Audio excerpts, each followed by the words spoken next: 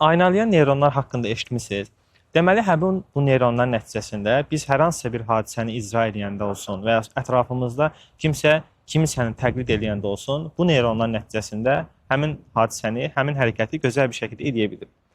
Dinimizin bizə buyurduğu salihlərlə bərabər olun və Peyğəmbərimiz sallallahu əleyhi və səlləmin də bizə tövsiyə eləmiş olduğu ki, insan dostluğun dini üzərindən, ona görə kiminlə dostluq edirsənsə, buna diqqət elə deyə vurğu elədiyi məsələlər olsun və digər hikmətli insanların demək istədiyi digər mövzularda ki, sən 5 dostun ortalamasısan kimi mövzuların hamısını bir yerdə toparlayanda belə bir nəticə çıxır ki, həqiqətən də insanın ətrafındakı olan hər bir şeyi, mənfi situasiyanı özünə götürmək xisləti eyni bu neyronların nəticəsində baş verir ki, bu neyronların nəticəsində həmin insan ətrafında olan pis dostların, pis insanların hərəkətlərini özündə tətbiq edə bilir, onları təqlid edə bilir. Amma biz bunu yaxşıya yönləndirsək, ətrafımızdakı yaxşı insanların sayını artırsaq, onlarla daha çox vaxt keçirsək, biz də yavaş-yavaş həm mənfi xüsusiyyətlərimizdən uzaqlaşmış olar, həm də öz həyatımıza gözəl bir şəkildə təsir göstərmiş ola bilərik. Əgər siz də həyatınızda bu kimi dəyişikliklər eləmək istəyirsinizsə, həmin o neyronlardan istifadə edərək ətrafınızda doğru düzgün insanları seçmək və onlarla gözəl bir şəkildə vaxt keçirmək üçün bunu da bir mütləq şəkildə sınamağınızı tövsiyə edirəm.